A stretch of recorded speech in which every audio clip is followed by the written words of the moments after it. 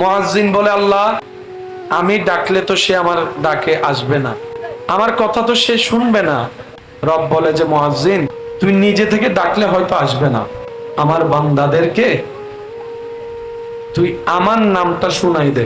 রব বলে মুয়াজ্জিন তুই ডাকলে তোর ডাকে আসবে, তুই আমার নামটা আমার বান্দাদেরকে শুনাই দে। সেজন্য মুয়াজ্জিন প্রথম শব্দ ডাক দেয়, আল্লাহু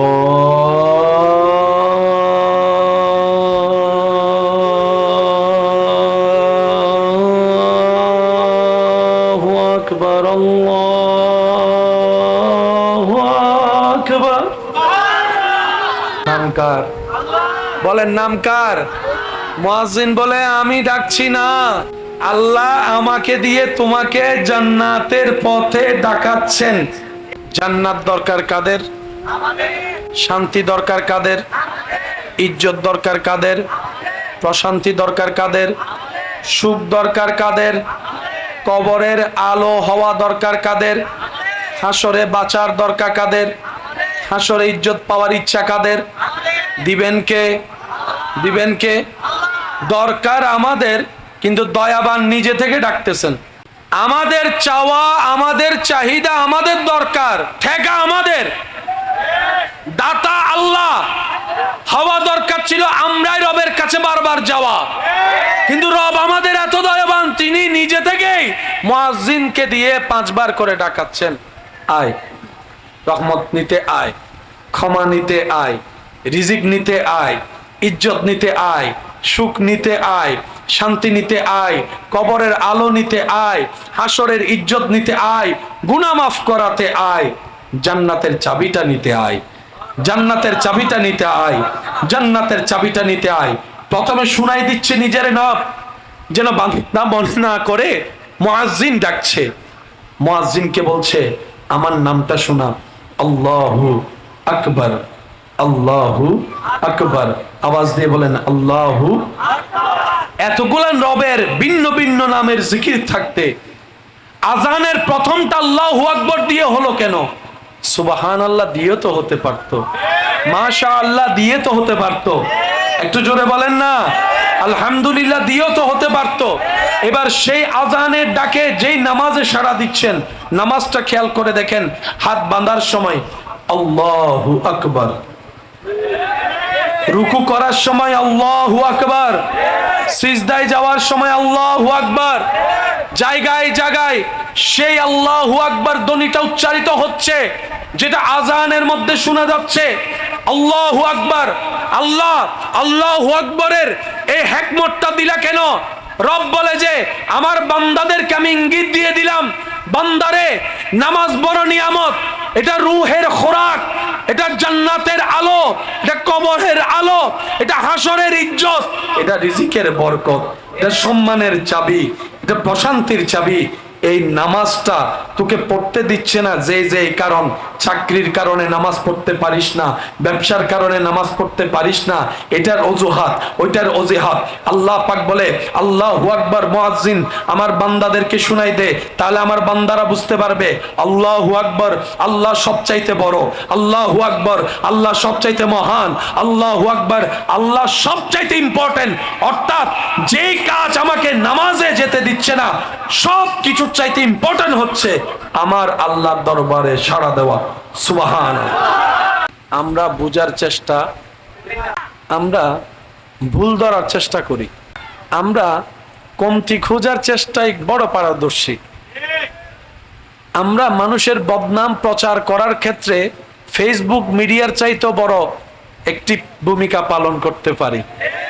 এখানে একটা ঘটনা ঘটুক, 20 মিনিট পরে মরে যাবেন, খবর ওইখানে শুনবেন। আমরা যা যা পারি সবগুলা আমাদেরকে জাহান্নামে নিয়ে যাচ্ছে। আচ্ছা জাহান্নাম তো পরের কথা, অনেক পরে, নিজের দুনিয়ার জীবনটাও তো জাহান্নাম হয়ে যাচ্ছে, অস্বীকার করা যাবে?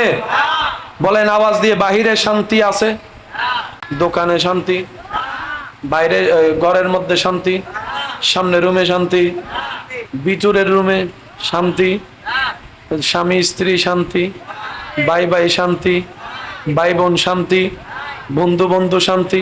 শান্তি কোথাও? বলেন না শান্তি কোথাও? তো নিজের ভালো তো পাগলও বুঝে। আমার শান্তি যেহেতু আমার দরকার, ওই শান্তি যেখানে আমাকে তো সেখানে যেতেই হবে। আর রবের দরবার ছাড়া শান্তি কোথাও। অন্তত নিজের শান্তি পাওয়ার জন্য হলেও রবের দরবারে হাজিরা দেওয়া ছাড়া দ্বিতীয় কোনো উপায়। আল্লাহ আমাদের সবাইকে একটু বুদ্ধিমান হওয়ার তৌফিক দান করুন। আমাদের মতো গাধা পৃথিবীতে আর আছে কিনা আমার জানা নাই। আমরা হচ্ছি চালাক বেশি গাধা, উপরের লেভেলটা আমাদের মতো বুদ্ধিমান আর কেউ, কিন্তু ভিতরে আমাদের মতো গাধা আর কেউ। আমি প্রায় মাহফিলে বলি, হয়তো গাধাও আমাদেরকে দেখে হাসতে থাকে, কুকুরও আমাদেরকে দেখে হাসতে থাকে। আমরা এমন লেভেলের নামছি যেখানে আর কোনো লেভেলই নেই। রক্ত কেউ খায়, বলেন না? ফোঁসা রক্ত কেউ খায়? নেশা করা মানে ফোঁসা রক্ত খাওয়ার চাইতেও খারাপ। কথাটা বুঝছেন? নেশা করা পচা দুর্গন্ধওয়ালা রক্ত খাওয়ার চাইতেও খারাপ, যেটা বলতেও ঘৃণা লাগে। এবার বলেন, বাংলাদেশের নেশা দিন দিন কমতেছে না বাড়তেছে? আমাদের মতো গাধার আছে কই? আচ্ছা, নেশা যে করে কেন করে? কেউ বলে যে দুঃখ ভুলার জন্য, কেউ বলে যে কষ্ট ভুলার জন্য, কেউ বলে যে ভাবে থাকার জন্য, কেউ বলে যে না একটু মজা লাগে সেজন্য। আচ্ছা, করলেন ভালো কথা, কয় মিনিট থাকে আপনার এই নেশা? 1 মিনিট, 5 মিনিট, 10 মিনিট, 20 মিনিট, আধা ঘন্টা, 1 ঘন্টা। যখন আপনার নেশা কেটে যায়, ব্রেন যখন আবার অ্যাক্টিভ হয়, তখন আপনি দেখেন আপনি আর খাটে নাই, নালার মধ্যে পড়ে আছেন। অনেকে তো নিজের প্রধানমন্ত্রী পর্যন্ত দাবি করে ফেলে। অনেকে বলে যে আমার মতো বাদশা পৃথিবীতে আর কেউ। পুলিশের বেতের বাড়ি যখন পিছনে পড়ে, তখন আকল ঠিকানায় আসে, তখন বুঝতে পারে। আমরা বলি, যে নেশা ছেড়ে যায়, ওই নেশা টাকা দিয়ে খরচ করে করে লাভ কি? যে নেশায় আপনার মত্ত হতে বারবার খরচ করতে হয়, নিজের ভিতরেও ক্ষতি হয়, বাইরেও ক্ষতি হয়। আরে ওই নেশাতে মত্ত হন, যেই নেশায় একবার মত্ত হলে আপনার আজীবন নেশাই কেটে যাবে। সেটা হচ্ছে রবের প্রেমের নেশা, নবীর প্রেমের নেশা। বলেন সুবহান। ওই প্রেমের নেশার চাইতে বড় দামি নেশা। এই নেশা থাকে কয় ঘন্টা? জোরে বলেন, কয় ঘন্টা? আর রবের প্রেমের নেশা থাকে আজীবন। আজানটা কি, যেটাকে আমরা বলি ডাক, এই আজানটা মুয়াজ্জিনে দিচ্ছে, আমরা শুনছি, কাজের মধ্যে ব্যস্ত আছি, নামাজে যাচ্ছি না। আজানটা শোনার পরে নামাজে না যাওয়ার কারণটা কি? কারণ আমরা বেশিরভাগ মানুষ ওই আজানটা শুনে মনে করি ওয়াক্ত হয়েছে, দিচ্ছে, এটা মুয়াজ্জিনের দায়িত্ব, মুয়াজ্জিনের বেতন নিয়ে টাকা দিয়ে কাজ করছে, এরকম চিন্তা না ভাই। আজানটা হচ্ছে রবের পক্ষ থেকে আমাদের জন্য আরেকটা দয়া, আরেকটা নিয়ামত, আরেকটা রহমত। ইমানদার ভাইরা বলেন, নিজের জীবন সুন্দর করার জন্য, আখেরাতে আলো পাওয়ার জন্য, কবরের অন্ধকার দূর করার জন্য নামাজের নিয়ামতের দরকার আছে না না? নামাজ টাইমে টাইমে পড়তে হবে কি হবে না? এত ব্যস্ততার ভিতর আমাদের সবকিছু মনে থাকে, বান্দা ভুলে যাবে সেটা আগে থেকে রব জানে। সেজন্য আল্লাহ বান্দাকে স্মরণ করাই দেওয়ার জন্য আজানের নিয়ামতের ব্যবস্থা রেখে দিয়েছেন। সুবহান। আরে জোরে বলেন না সুবহানাল্লাহ। রোজার জন্য কোনো আজান, হজের জন্য কোনো আজান, নামাজের জন্য আজান আছে কয়বার? আরো জোরে কয়বার? রব বলে বান্দা ভুলে যাবে, মনে থাকবে। যেমন এইখানে যদি প্রশ্ন করা হয়, ভাই মাগরিবের আজান কয়টায়? খুব কম মানুষই উত্তরটা দিতে পারবে। ফজরের আজান কয়টায়? খুব কম মানুষই আমরা জানি। এই যে আমাদের সময়টাও জানা নাই, সেজন্য রব্বুল আলামিন আজানের ব্যবস্থা করেছেন। এবার মুয়াজ্জিন বলে, আল্লাহ এই দুনিয়ার মানুষ এত ব্যস্ত, কেউ কারো ডাক শুনে না। আমি ছোট্ট একটা মানুষ, আমাদের সমাজে তো মুয়াজ্জিন ইমামকে খুব তাচ্ছিল্যভাবে দেখা হয়, খুব ছোটভাবে দেখা হয়। আমি শ্রদ্ধার সাথে বলি, মনে রাখবেন, যার জবানে আল্লাহর ডাক আসে ডেলি 5 বার করে, অন্তত এইটার শ্রদ্ধা তো করেন, এটার সম্মান তো দেন। যে জান্নাতের চাবি নামাজ আপনি যে ইমামকে সামনে রেখে পড়ছেন, অন্তত এই মর্যাদাটুকু তো দেন। আমি সব যেটা পাচ্ছি সেটা হুজুরের পিছনে ইমামতি মুক্তাদি করে তো আমি পাচ্ছি, ওই শ্রদ্ধা বোধটা তো অন্তত রাখি। মনে রাখবেন, সমাজ দুনিয়ায় যে ইমাম মুয়াজ্জিনকে হয়তো মূল্যায়ন করছে না, কিন্তু হাসরের ময়দানে আল্লাহ চাহে তো যখন মুয়াজ্জিনের ইমামের মাথায় মুকুট হবে, কণ্ঠ থেকে নূর বের হবে, তখন হাজার হাজার মুসল্লি দেখে অবাক হতে থাকবে, আরে আমার এলাকার মুসল্লির এত সম্মান হাসরের ময়দানে। সুবহানাল্লাহ। অনুভবটা করে আল্লাহকে মায়ার ডাক দিয়ে ডাকবেন, আল্লাহ ও গো আল্লাহ, ক্ষমা করে দাও দাও আল্লাহ ও গো আল্লাহ, ক্ষমা করে দাও।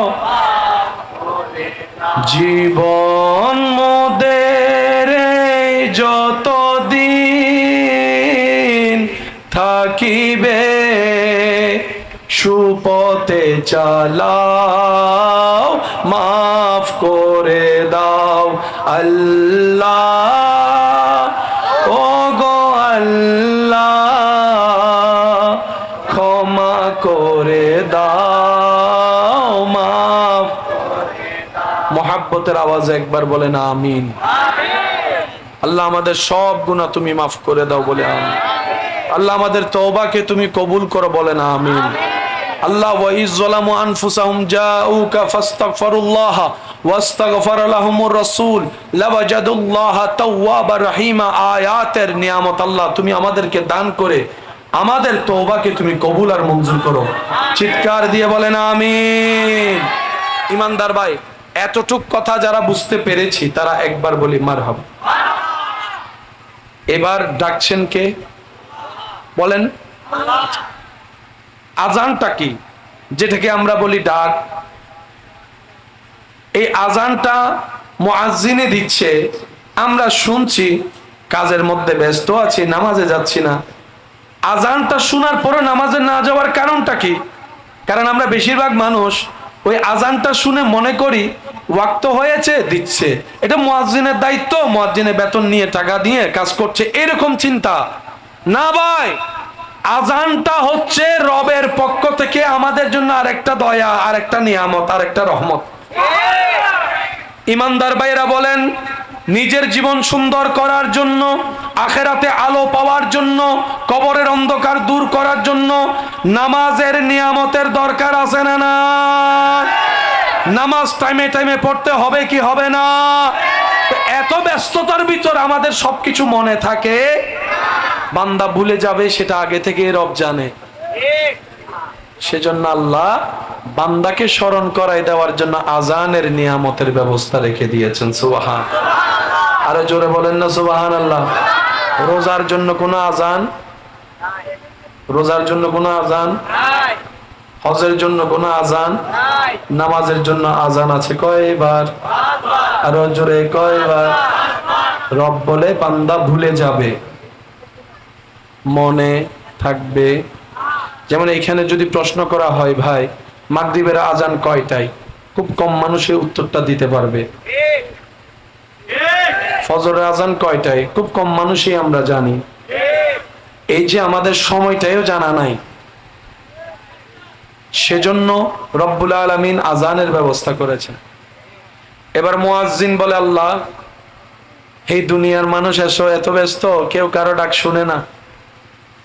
আমি ছোট্ট একটা মানুষ, আমাদের সমাজে তো মুয়াজ্জিন ইমামকে খুব তাচ্ছিল্যভাবে দেখা হয়, খুব ছোটভাবে দেখা হয়। আমি শ্রদ্ধার সাথে বলি, মনে রাখবেন, যার জবানে আল্লাহর ডাক আসে ডেলি 5 বার করে, অন্তত এইটার শ্রদ্ধা তো করেন, এটার সম্মান তো দেন। যে জান্নাতের চাবি নামাজ আপনি যে ইমামকে সামনে রেখে পড়ছেন, অন্তত এই মর্যাদাটুকু তো দেন। আমি সব যেটা পাচ্ছি সেটা হুজুরের পিছনে ইমামতি মুক্তাদি করে তো আমি পাচ্ছি, ওই শ্রদ্ধা বোধটা তো অন্তত রাখি। মনে রাখবেন, সমাজ দুনিয়ায় যে ইমাম মুয়াজ্জিনকে হয়তো মূল্যায়ন করছে না, কিন্তু হাসরের ময়দানে আল্লাহ চাহে তো যখন মুয়াজ্জিনের, ইমামের মাথায় মুকুট হবে, কণ্ঠ থেকে নূর বের হবে, তখন হাজার হাজার মুসল্লি দেখে অবাক হতে থাকবে, আরে আমার এলাকার মুসল্লির এত সম্মান হাসরের ময়দানে। আল্লাহ আমাদের সবাইকে অন্যকে সম্মান দেওয়ার তৌফিক দান করুন। সম্মান দিলে ভাই সম্মান কমে না। জোরে জোরে বলেন, আরো জোরে বলেন। আল্লাহর জন্য খাওয়াইলে কমে না, বারে। আল্লাহর জন্য দিলে কমে না। কাউরে সম্মান দিলে আপনার সম্মান, আমার সম্মান কমবে না, এটা বাড়বে। আওয়াজ দিয়ে বলুন, বাড়িয়ে দিবেন কে? আল্লাহ চাইলে বাড়াই দিতে পারে। আমাদের দরকার বেশি হোক, আল্লাহ আমাদেরকে বাড়িয়ে দিবেন, ওয়াদা করেছেন। কাজটা আমাদের করতে হবে, সেটা হচ্ছে অন্যকে ইজ্জত দিতে হবে, অন্যের দোষ গোপন রেখে সমাজে সম্মানের ব্যবস্থা করে দিতে হবে। কথা বলেন ঠিক কিনা? এবার আসুন আমরা আজানটা একটু বুঝার চেষ্টা করব। বাস, মাশাআল্লাহ মাশাআল্লাহ। মুয়াজ্জিন বলে, আল্লাহ আমি ডাকলে তো সে আমার ডাকে আসবে না, আমার কথা তো সে শুনবে না। রব বলে যে, মুয়াজ্জিন তুই নিজে থেকে ডাকলে হয়তো আসবে না, আমার বান্দাদেরকে তুই আমার নামটা শুনাই দে। সুবহানাল্লাহ, শুনি নাই। আমার মনে হয় আওয়াজটা আর একটু বড় হবে। রব বলে, মুয়াজ্জিন তুই ডাকলে তোর ডাকে আসবে, তুই আমার নামটা আমার বান্দাদেরকে শুনাই দে। সেজন্য মুয়াজ্জিন প্রথম শব্দ ডাক দেয়,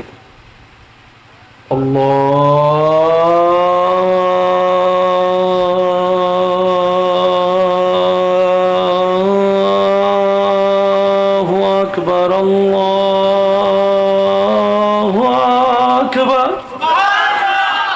আর একটু জোরে বলা যাবে? নাম কার? বলেন, নাম কার? মুয়াজ্জিন বলে, আমি ডাকছি না, আল্লাহ আমাকে দিয়ে তোমাকে জান্নাতের পথে ডাকাচ্ছেন।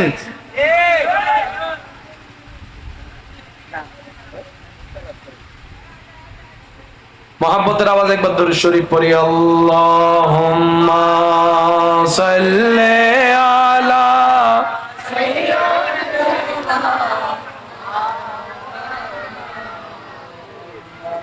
ওয়া আলা আলি।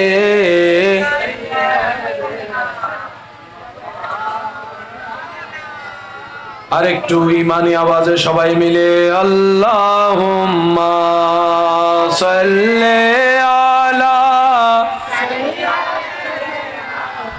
মাওলানা মুহাম্মদ ওয়া আলা আলি।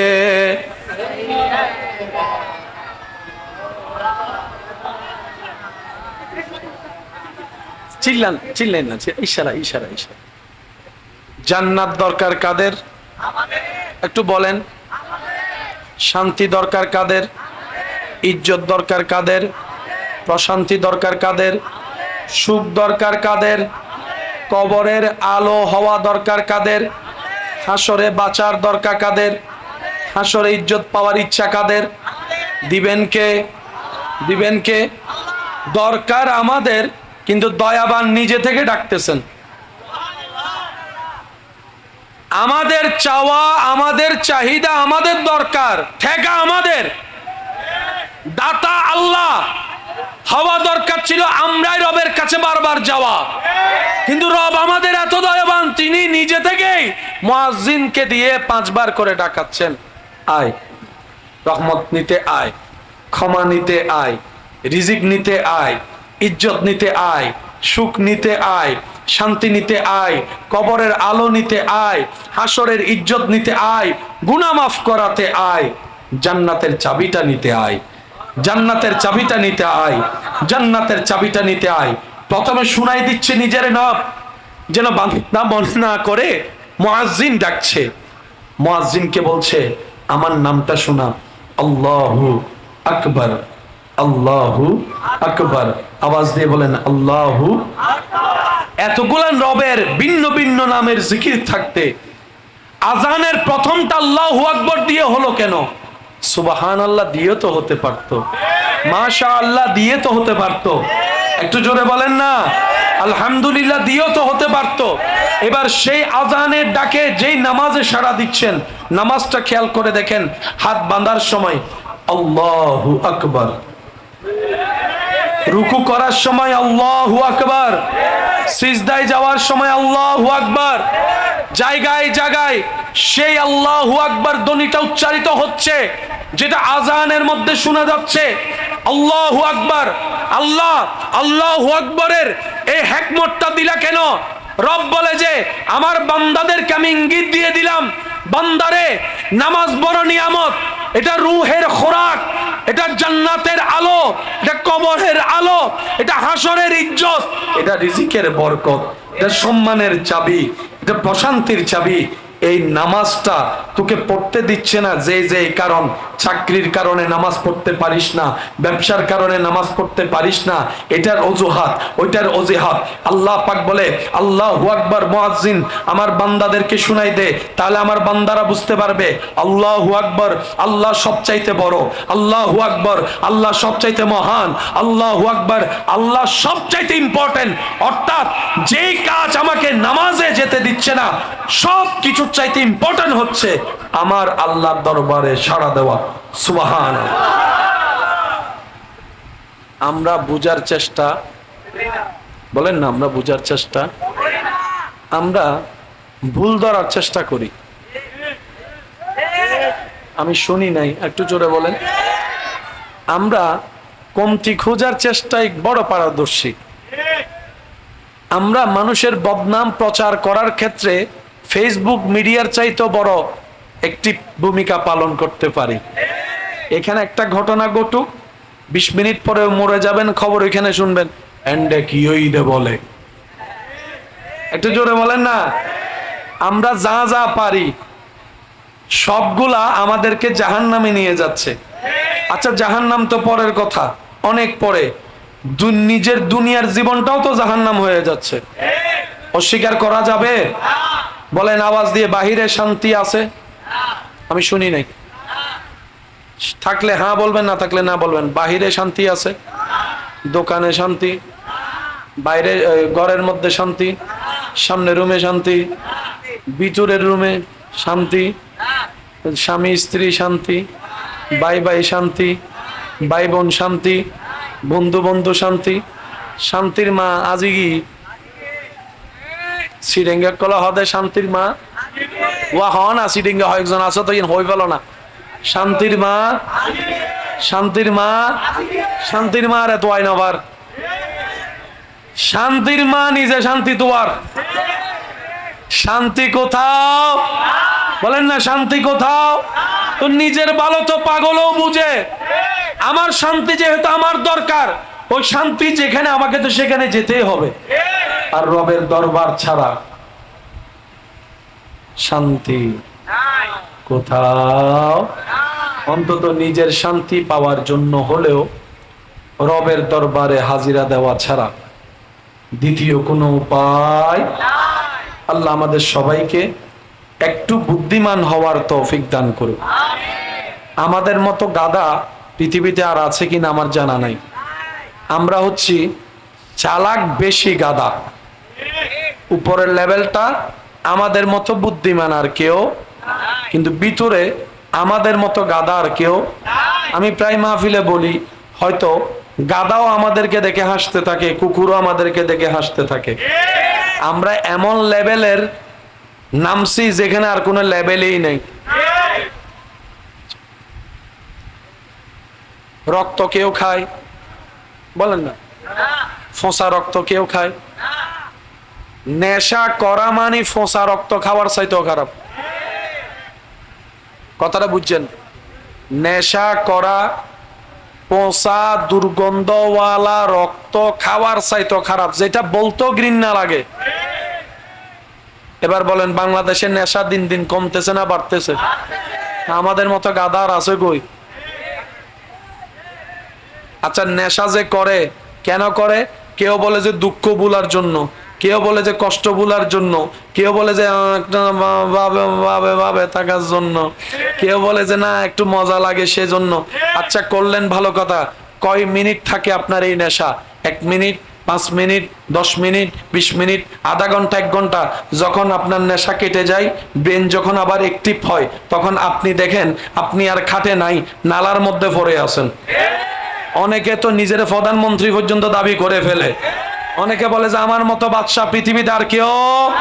পুলিশের বেতের বাড়ি যখন পিছনে পড়ে, যখন আকল ঠিকানায় আসে, তখন বুঝতে পারে। আমরা বলি যে নেশা ছেড়ে যায়, ওই নেশা টাকা দিয়ে খরচ করে করে লাভ কি?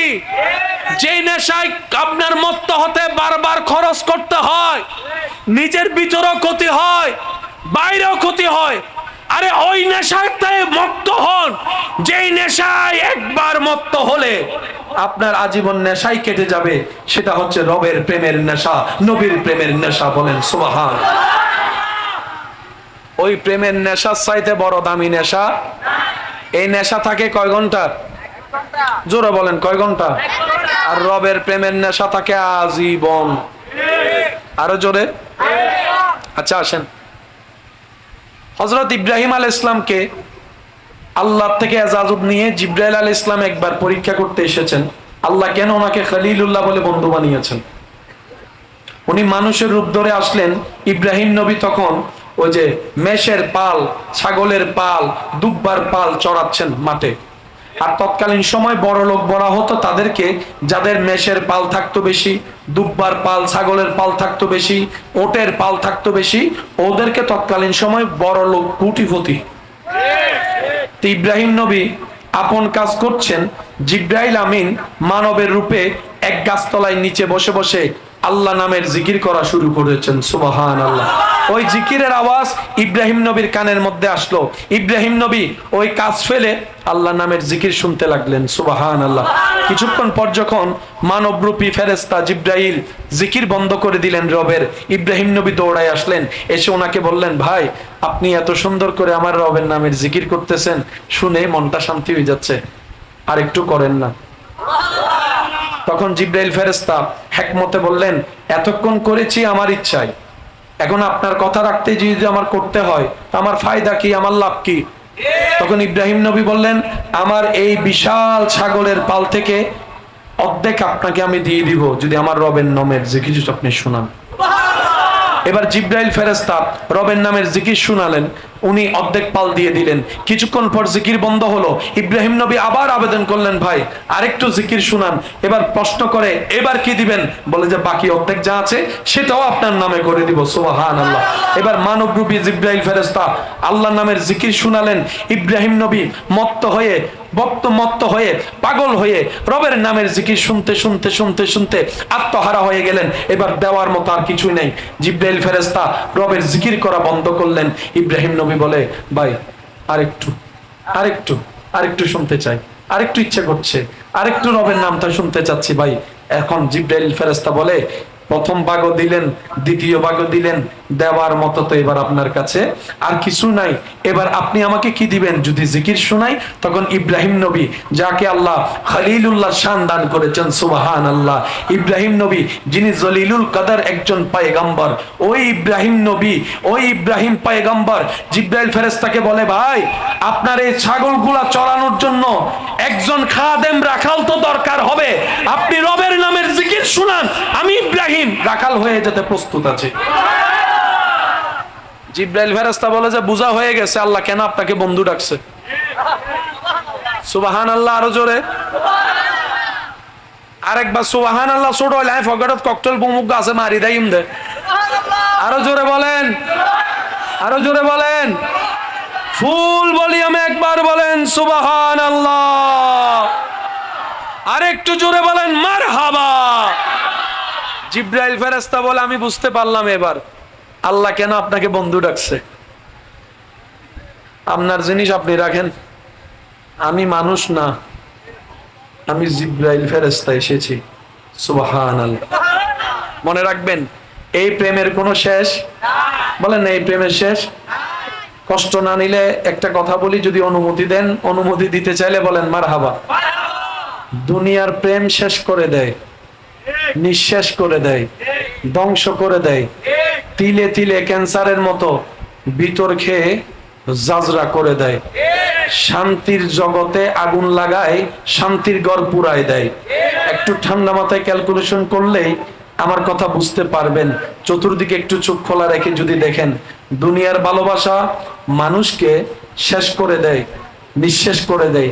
কত শত মানুষ এই প্রেমের জগতে পড়ে নিজের সম্পত্তি শেষ করে ফেলেছে, অর্থ শেষ করে ফেলেছে, পড়ালেখা শেষ করে ফেলেছে, চাকরি শেষ করে দিয়েছে, ব্যবসা শেষ করে দিয়েছে। এমনকি সে প্রেমে সফল না হয়ে অনেকে তো নিজের জীবন পর্যন্ত শেষ করে দিচ্ছে। দুনিয়ার প্রেম, এটা মাথায় এবং মনে বসাই ফেলবেন, দুনিয়ার প্রেম শেষ করে দেয়, নিঃশেষ করে দেয়, ধ্বংস করে দেয়। আর রবের প্রেম, নবীর প্রেম নতুন জীবন দান করে। সুবহানাল্লাহ। অন্ধকারে আলোর সঞ্চারণ করে। সুবহানাল্লাহ। অশান্তি মনে শান্তি প্রতিষ্ঠা করে, অমানুষকে মানুষ করে, বেইজ্জতিওয়ালাকে ইজ্জত করে। সব কথার এক কথাই, দুনিয়ার জাহান্নাম থেকে মুক্তি দিয়ে জান্নাতের শান্তির ঘরে পৌঁছাই দেয়। সুবহানাল্লাহ। তো যার যেটা দরকার সে সেদিকে যাবে। একটু জোরে বলেন না ভাই। যার যেটা দরকার, আমাদের যদি আসলে শান্তির দরকার, আল্লাহ এবং রসুলের পথ ছাড়া দ্বিতীয় কোনো উপায়।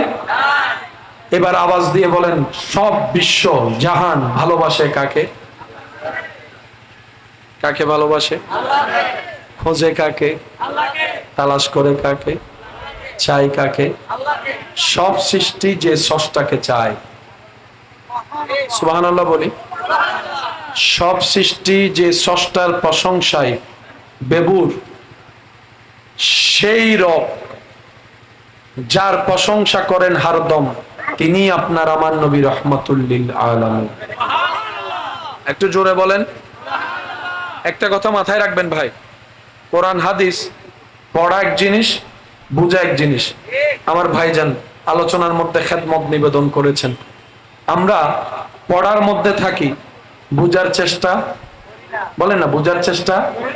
আমরা কোরআনকে কোরআনের মতো বুঝতে না চেয়ে আমরা নিজেদের মতো করে বুঝতে চাই, যার কারণে একই কোরআন, একই আয়াত এক এক জায়গায় এক এক ধরনের রং সামনে চলে আসে। একটু জোরে বলেন না। সেজন্য আদবের সাথে বলা নিবেদন, পৃথিবীর সমস্ত বই পুস্তক পড়তে জানতে ভালো একটা ব্রেনের দরকার, ভালো একটা চোখের দরকার, কিন্তু কোরআন হাদিস বুঝার জন্য, পড়ার জন্য সুন্দর একটা মনের দরকার, ঈমানি কিছু শক্তির দরকার। অন্তর ছাড়া কখনো কোরআন হাদিস বুঝা, বলেন না, বুঝা। কোরআনের এক একটা হরফের মধ্যে মুআজিজা। এই কোন সমস্যা? কোরআনের এক একটা হরফে কি বললাম? মুআজিজা। বলেন কি মুআজিজা? আমার আলোচনা দীর্ঘায়ু করব না, একদম শেষের দিকে মনোযোগটা একটু কঠিন রাখবেন। আল্লাহ তাআলা প্রত্যেকটা নবী রাসূলকে সময় উপযোগী কিছু অলৌকিক পাওয়ার ক্ষমতা দান করেছেন, যেটাকে আমরা এক কথায় মুআজিজা নামে চিনি। একটু জোরে বলেন না। আর প্রত্যেকটা নবীর টার্মের একটা শেষ ছিল। প্রত্যেকটা নবীর টার্মের একটা শেষ। আপনার আমার টার্মের একটা শেষ আছে। ছেলে হিসেবে একটা টার্মের শেষ। যেদিন বিয়ে করছি সেদিন জামাই হিসেবে টার্ম শুরু। যেদিন বাচ্চার বাপ হয়েছি সেদিন বাপ হিসেবে টার্ম শুরু। যেদিন আমার ছেলে বিয়ে করছে সেদিন থেকে আমি শ্বশুর হিসেবে টার্ম শুরু। যেদিন ওদের ঘরে আল্লাহ নিয়ামত দান করছে আমি দাদা হিসেবে টার্ম শুরু। একটার শেষ, বলেন না, আরেকটার। একটার শেষ আরেকটার। আল্লাহ তাআলা একমাত্র সৃষ্টি জগতে আমাদের নবীকে এমন মুআজিজা দান করেছেন যা তা কিয়ামত পর্যন্ত টিকে থাকবে, টার্মের শেষ নাই। আল্লাহ তাআলা নবীকে দান করা হাজার রকমের মুআজিজার ভিতর একটা মুআজিজার নাম শুনি নাই, আরো জোরে, আরো জোরে, আরো জোরে। কিছু কিছু মানুষকে দেখবেন কোরআনের পৃষ্ঠা ছিঁড়ে কোরআনের মধ্যে আগুন লাগাই দেয়। অনেকে নিজের পক্ষ থেকে যতটুক অবমাননা করার যায় সব করে। আমরা শ্রদ্ধার সাথে বলি, ভাই